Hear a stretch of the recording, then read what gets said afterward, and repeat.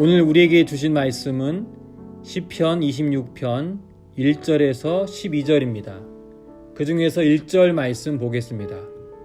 내가 나의 완전함에 행하였사오며 흔들리지 아니하고 여호와를 의지하였사오니 여호와여 나를 판단하소서.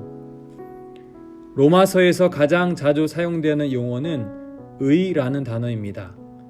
개역성경에서 하나님의 의, 의로우심 또는 의인을 말할 때 이 단어가 사용됩니다. 그런데 공동번역 성경을 보면 그 의라는 단어는 올바른 관계로 번역이 됩니다. 예를 들어 로마서 1장 17절을 보시면 복음에는 하나님의 의가 나타나서 믿음으로 믿음에 이르게 하나니, 이 말씀을 공동번역에서는 이렇게 번역합니다. 복음은 하느님께서 인간을 당신과 올바른 관계에 놓아두시는 길을 보여주십니다. 다시 말하면 하나님의 의란 무엇인가? 하나님과의 올바른 관계입니다. 또 의인은 누구인가? 하나님과 올바른 관계를 맺은 사람입니다. 우리는 흔히 의 또는 의인이라고 하면 어떤 한 사람의 삶이 얼마나 올바른지, 또 얼마나 착한지, 얼마나 도덕적인지에 대해서 먼저 생각합니다. 그러나 성경에서 의 또는 의로움이란 하나님과의 관계적인 측면에서 이해된다는 것에 주목할 필요가 있습니다. 사도 바울은 로마서 3장에서 하나님의 의를 강조하기 위해 먼저 모든 인간이 죄 아래 있다고 선언합니다. 사실 하나님께서 아브라함을 의롭다고 하신 것은 그의 모든 행위가 완전하고 완벽한 인격을 갖추었기 때문이 아닙니다. 성경은 그가 도무지 믿을 수 없는 상황 속에서도 하나님의 약속을 믿었기에 이것을 의로 여기신 것이라고 말씀합니다. 오늘 시편 26편 1절은 이렇게 시작합니다. 내가 나의 완전함에 행하였사오며 흔들리지 아니하고 여호와를 의지하였사오니 여호와여 나를 판단하소서. 자기 스스로를 향해 나는 완전하다, 나는 아무 실수가 없다, 나는 비난받을 일을 한 적이 없다 라고 자신있게 말하는 사람은 거의 없을 것입니다. 그런데 시인은 스스로 완전하게 행하였다 라고 당당하게 말합니다. 시의 후반부인 11절에도 이런 비슷한 말이 한 번 더 언급되는데, 나는 나의 완전함에 행하오리니 나를 구속하시고 긍휼히 여기소서. 여러분, 시인의 이런 당당함이 어디서 온 것일까요? 오늘 시편의 표제는 다윗의 시라고 나옵니다. 다윗은 정말 완전한 삶을 살았던 것일까요? 다윗은 평범 이하의 집안 배경에서 그렇게 주목받은 인물이 아니었습니다. 물론 여호와 하나님의 이름을 모욕하는 골리앗을 향해 달려드는 용맹과 담대한 믿음은 있었습니다.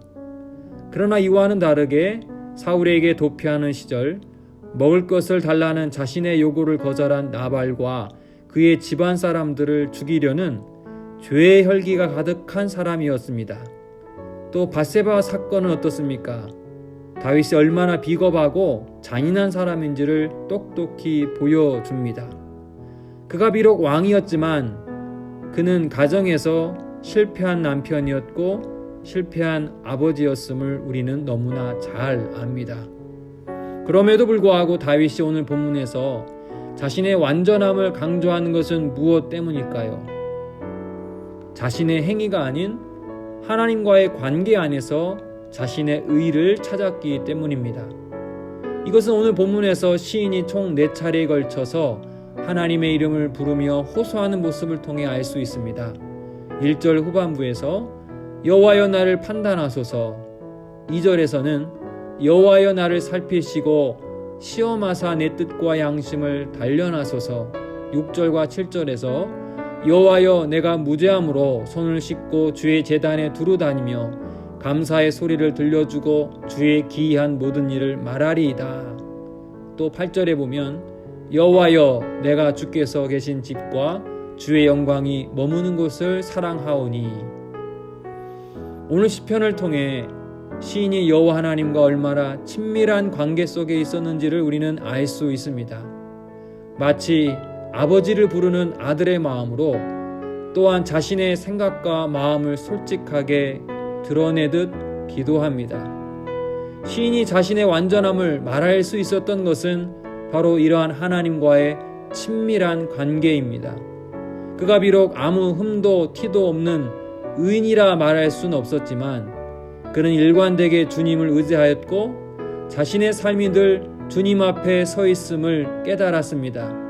주님께서 자신의 모든 삶을 보고 계시고 나의 겉모습이 아닌 중심의 진실함을 알고 있다는 것을 믿었기 때문입니다.